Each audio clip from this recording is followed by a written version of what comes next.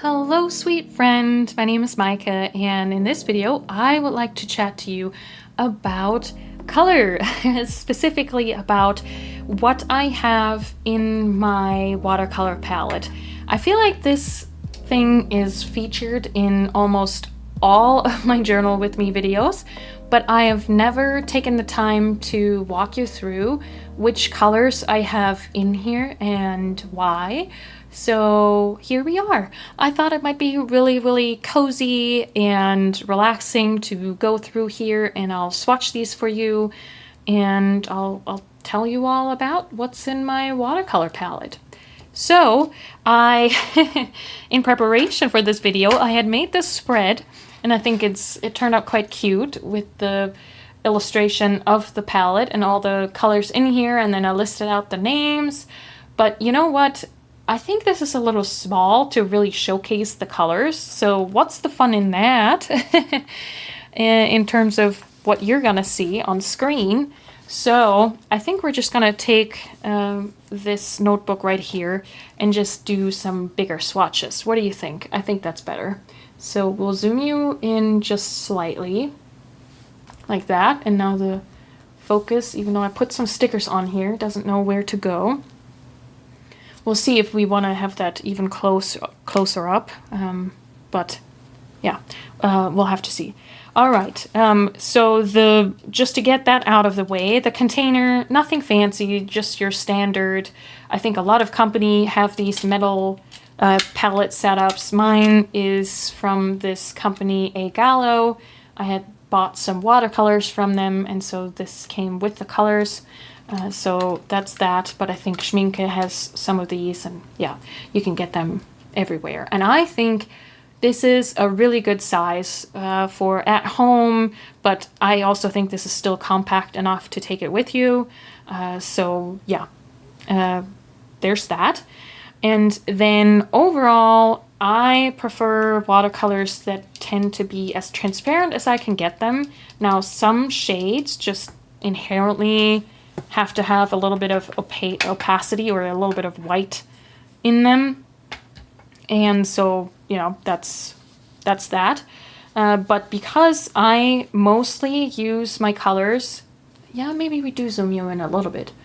I use my colors mostly for adding color to line art, and so of course then I wouldn't want to cover up my line art. So there's that. And then I do tend to be mindful of staying away from watercolors that are mineral based, which is actually why most of the A Gallo colors that were in here I took out, because they get like they have a gritty texture to them because they're mineral based. And sometimes I like to use my watercolor to create these wonderful backgrounds for my writing. And it's really weird to write on top of mineral-based watercolors. So yeah, those are the two sort of main things that I keep in mind as to what I put in the palette. Other than that, I think I'm just going a lot based on my personal preferences. So this is not optimized for mixing necessarily, although I have found the perfect balance between what is called convenience colors and colors that are easily mixable and where I can get the shades that I personally prefer. So there's that. So first up is actually a color that I love. As you can see, it's one of my most used pans.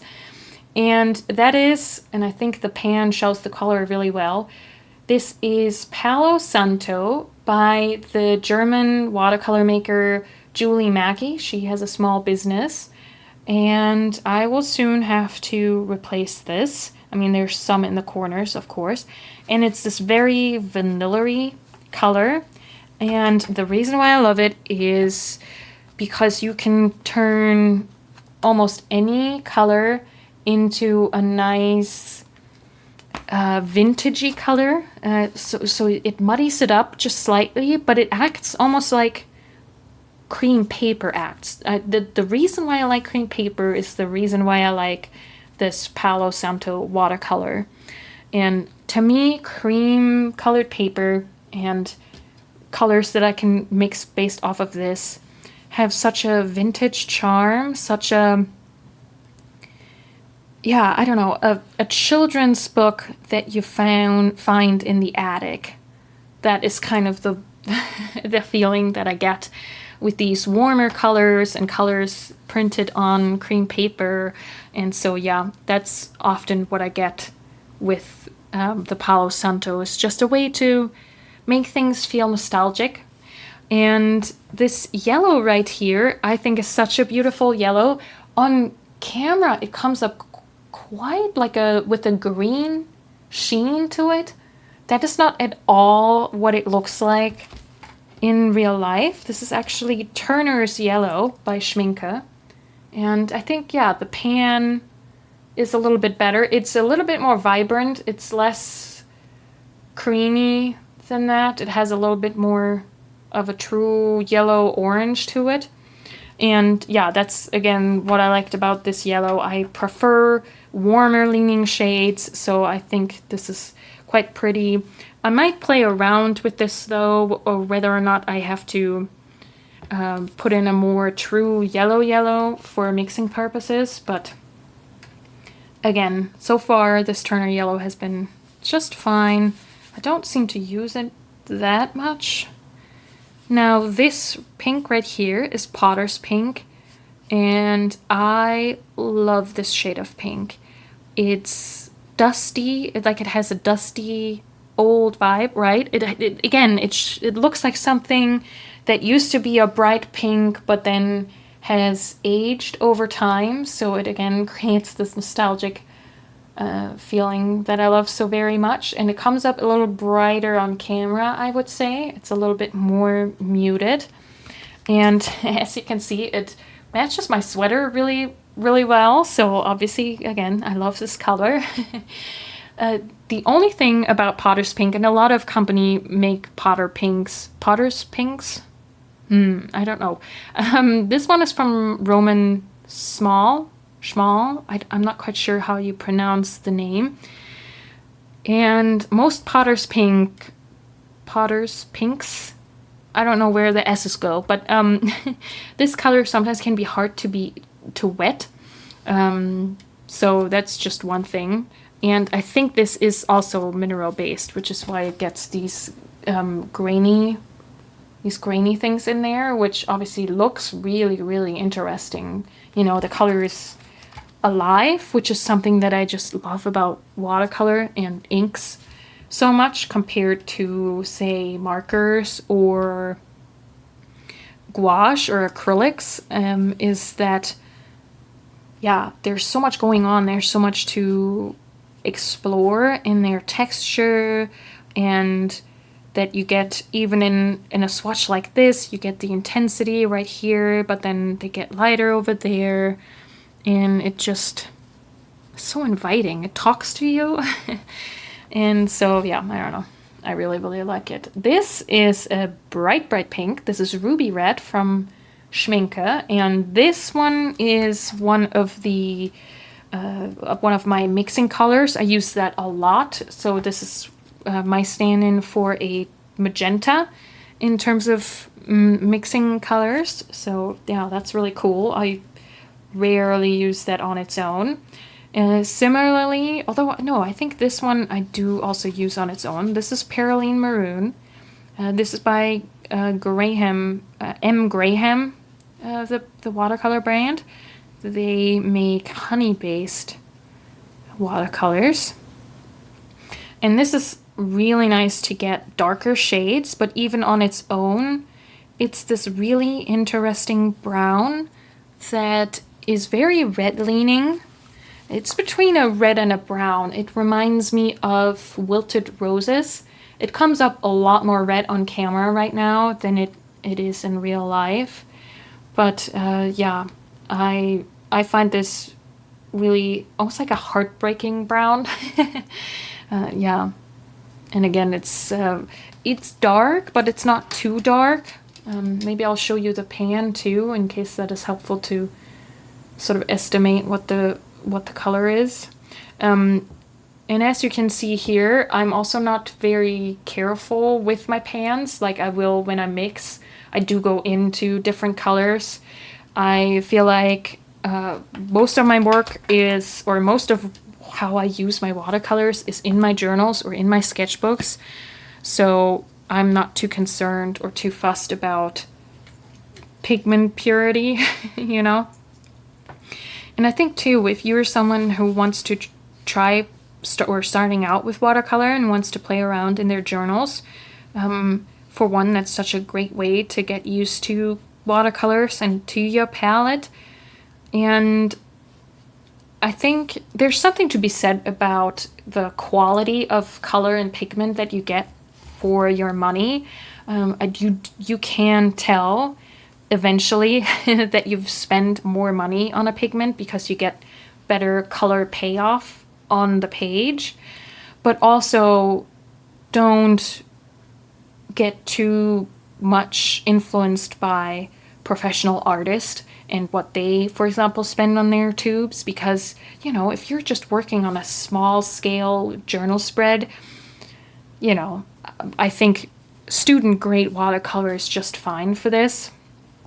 So yeah, this beautiful shade, this comes up actually pretty true to what it is in real life.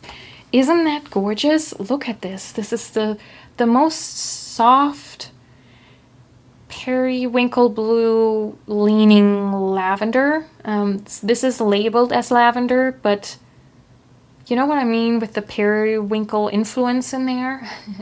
It's between a blue and a pink, like it has these pink undertones.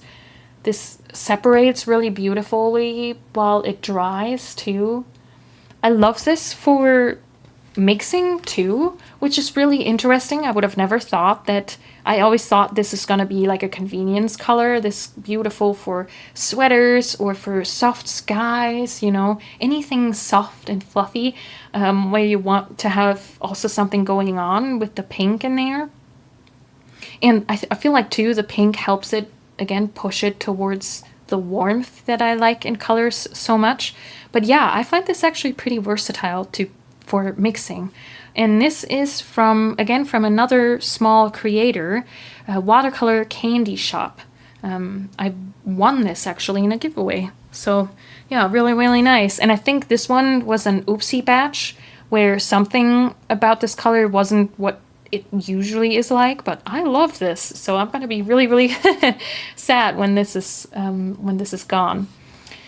So then the next row, here we have a really good standby. This is just Indigo, again by Schminke. The reason why I have a lot of Schminke is because one, that's just what I started with, so I just have a lot of Schminke colors, but I also find them super reliable and they tend to be quite transparent, which again is great for going over line art. And yeah, I just like them. It's just that. And as a German who currently lives in the US, I don't know, it's just always a little bit like reminding me of home when I can use German brands. So yeah, there's a little bit of that in there too. Now this is one of the original colors that I got with this palette from A Gallo. And they call this shade a copper blue. And yeah, it's a really pretty, yeah, I guess you could almost go and say that this is a Tiffany blue, a light Tiffany blue. But yeah, again, it has warm undertones in there. I don't know if the camera catches that a lot. It actually goes really well with my, oh no, you can't see my washi tape right here. Let me get the roll. It goes into this kind of color family, which as far as blues go, I think this is still pretty warm. And again, it has that vintage feel. I feel like maybe it's because there is some yellow in this, which makes it lean towards being vintagey and makes it feel so warm and interesting to me. So yeah, really, really pretty. This is quite opaque though, so I'm always a little careful with that. And then right next to it is, yeah, also one of my favorite mixing colors. And I don't know if I cleaned my little brush here enough. This is Viridian by Daniel Smith. I don't have that many Daniel Smith colors, though I know that they're very popular. I once saw, this is a couple years ago, they had this somebody was investigating their line of, they have some colors that are based on gemstones, and they found out that the amount of gemstone in the colors is so minimal that it is just hardly justifiable how much they charge for their gemstone line, and so they kind of denied it publicly and kind of went after the small scientist and it just left a bad taste in my mouth, and so I hardly ever buy Daniel Smith, so there's that. But this Viridian is a really good mixing color. This is a really nice mixing color, and in and of itself, this is one of my favorite shades of green. And yeah, it comes up maybe a little bit lighter. These seem very similar, but they behave quite differently when mixing. So this definitely behaves like a good green that you can skew towards an olive green or into other greens. Surprise, surprise, you can mix it into other greens. But yeah, maybe we can do some mixes and I can show you that these, though they look quite similar next to each other, they do behave quite differently. But yeah, Viridian is one of my favorites. And then right next to it, we do have this, what is this specifically? This is Transparent Green Gold from Schminke.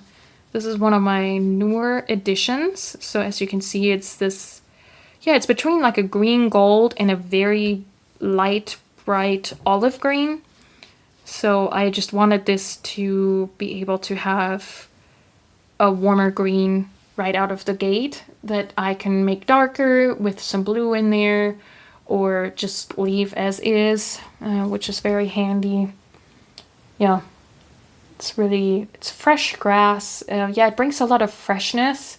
I felt like I needed that, something bright and crisp and almost like you would add a lemon to a recipe. This is the kind of green that does that when you do landscapes or some grassy greens, you know. That's what that's good for.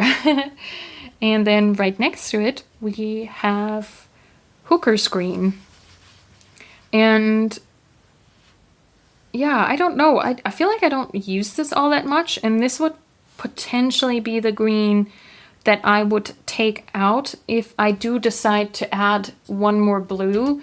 So as you can see, I technically only have two blues. I have indigo, which is just so good for mixing, and then I have this copper blue, which in and of itself as a shade I love so very much. But between the two, I don't really have like a true quote-unquote cyan or any like base blue, like your basic blue.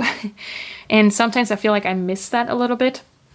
And so in preparation for this video, I actually rummaged through my tubes, and I do have this. This is Paris Blue by Schminke.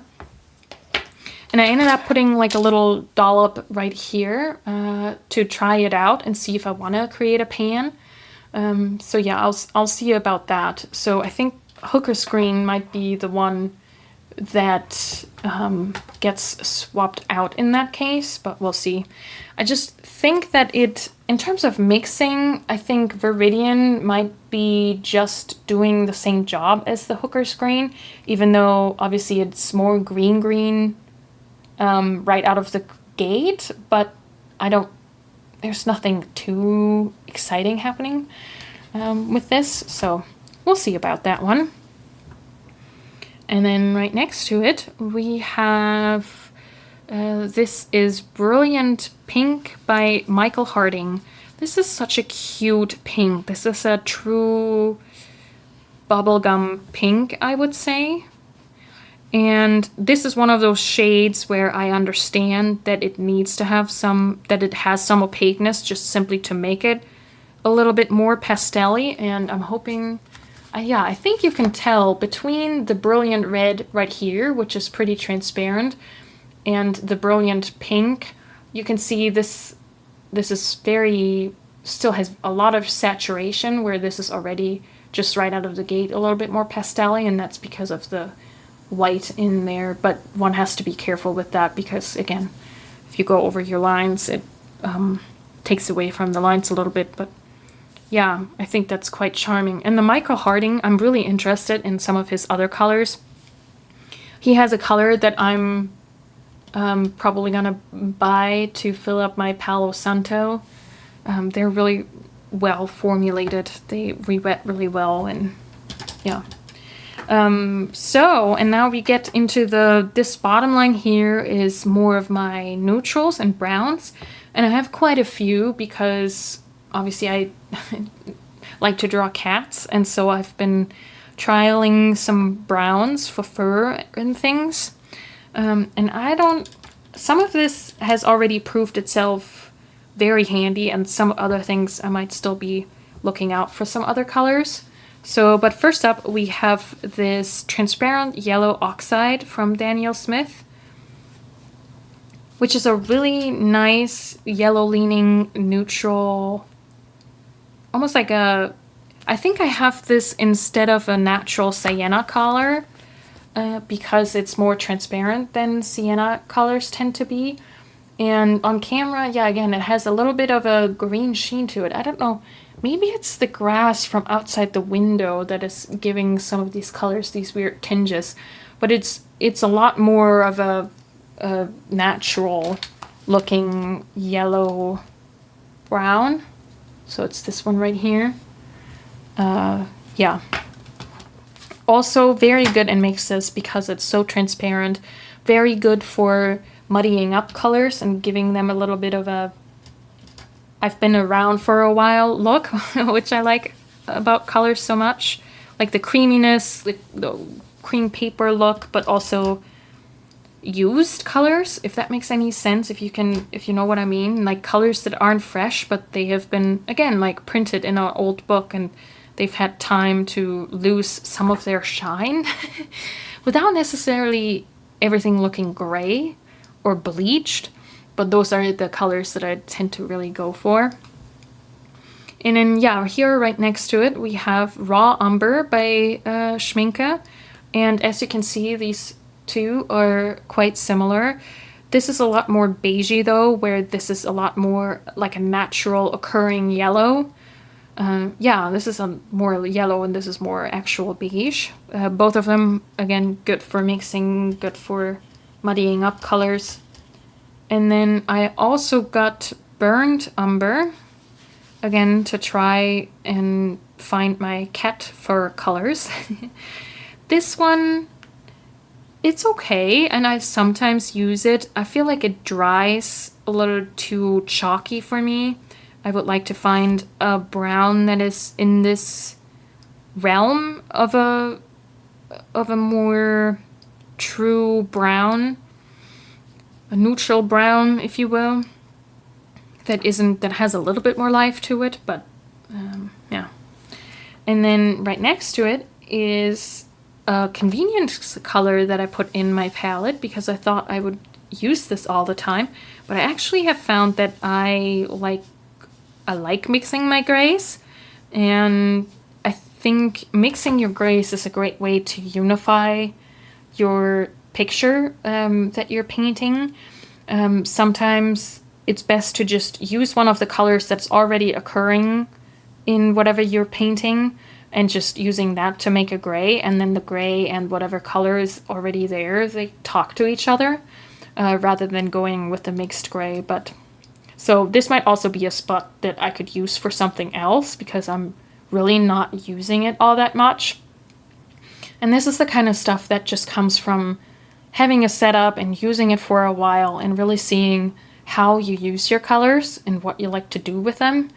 So yeah, this is Warm Gray by Sennelier, because I realized if I am gonna have a convenience gray, I might as well make it a warm gray, because that's just, I just like warm colors more. So yeah, I think that's coming up pretty true on camera as well.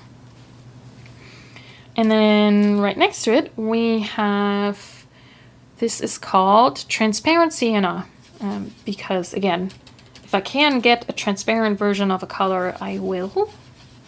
And this is a really red-leaning, warm brown, sort of like a middle value, I would say. Yeah, but you see how within these neutral colors, this brown is necessary to have something that has a little bit more power, but then is not so red like this. But yeah, again, I think I want to play around with something that could be in the palette rather than this one. But this is nice because it keeps a lot of its saturation while it dries down, so that's quite fun. And then lastly, here in this big spot, we have what is called Green Earth, also from Schminke. I love this color. This is so beautiful. It's such a soft green. If you've been around my channel for a while, you know how much I love my Ghost Plant by Lennon Toolbar, which is an ink. And I feel like this is the, yeah, quite close to being the watercolor version of that color. It's a sagey green. The only thing is, because it is also based on a, oh, I don't know if it's a mineral, but something in nature. And so it sometimes can be hard to re-wet, just like the Potter's Pink. And just like the, not quite as bad as the, yeah, here on the Potter's Pink, you can really tell how it granulates or creates these textures when it dries. The Green Earth isn't quite like that, I don't think. But yeah, it's a lot, it's very soft. Like you can't get, if I wanted to do, for example, a dress like this, I don't think the value would be much lighter, probably, or I would have to layer it on top of each other. But yeah, such a lovely, lovely green. So soft. Yeah, that is the palette as it stands, and can show you the setup again, if that's helpful to see the colors in their pans to get a sense of what the shades are. And then here I just have a blob of that brilliant pink because just like the blue, I tried it out first before adding the pan. And then I made the blob so big that it, you know, I just keep going through this. Yeah, so that's still there. And I guess because we're just talking about it, maybe I can swatch this Paris blue as well. Oh yeah, yeah, that's actually really pretty. Yeah, and you can tell how that is much more like a true blue than this, and how that would fit in between this right here. And really, I mean, I can probably, if I take Viridian with the Palo Santo, I can probably mix this copper blue or something close to it anyway. Yeah, that is something to figure out. And then maybe I'll show you this overview too. So you can, if you want to, you can take a screenshot of these colors if there's anything helpful in there. And yeah, I've been faring pretty well, and I love how I've gotten more comfortable with this specific setup, so I know I have some go-to color mixes and kind of have a feeling of how I get to some of those quickly. And my camera rudely cut me off, so there might have been a weird cut right there. But I was gonna go ahead and maybe do some of my favorite mixtures of these, especially with the Palo Santo, to show you what I mean with creating these really nice soft colors that I love that look a little bit vintage. So I'm taking some of my Palo Santo right here and going with our most bright and vivacious colors that I have in my palette, the ruby red. If we go in there and mix that with it, we get this, oh, wet paint. We get this really nice soft coral. Ah, I love it. Look at it. It's so pretty. It's a really nice blush color too. Oh, that is so cute. And then if we want to, we can add a little bit more of the ruby red. And you can also create some, oh, pretty. Look at that. Yeah, that's really pretty. It has a little bit more saturation than comes off on camera, but and what is also really fun is to add some of the lavender to this mix and lean this a little bit more towards like a colder color. And because this lavender already does this color separation, there's this cool thing that happens with it separating a little bit between the lavender and a pink. Here, let's see. And also you can start to see what happens if you really explore your colors and you can create all of these shades that talk with each other and that would look really harmonious together just because you're basing them off of similar colors. Yeah, so cute. Isn't that such a cute trio right there? I love it. And this is something that really is just so relaxing to do. I love doing this. What else? Oh, I do want to show you how interesting this lavender color is for mixes, because I would have never thought to create some of these mixes if not for some just general playing around. So here we have the lavender, and I want to mix this with the Turner yellow. And what you get is a green. Look at that. So pretty. That is actually almost a dupe for our green earth down there. I bet if we add a little bit more of the Turner's yellow, can have that go even closer. I guess the green earth is a little darker. We could probably, if we wanted to, add a little bit of Viridian to lean that further into the green. Well, maybe I do need a hooker's green just to have a green that isn't warm but is a little darker. But yeah, all kinds of fun greens. And then again, you can see how lovely these greens would look with these colors because they have that lavender together in the mixes. Yeah, really, really fun. Then also cool, and maybe I should have cleaned up a little bit of palette space for doing all of these mixes. And I can just highly encourage you to just play around lots and lots with your color mixes to get familiar with what colors are working for you in a palette and what you can create. And then I feel like you then also develop a sort of intuitive way of mixing your colors and changing colors to something that you need. Something that's also fun is to just take a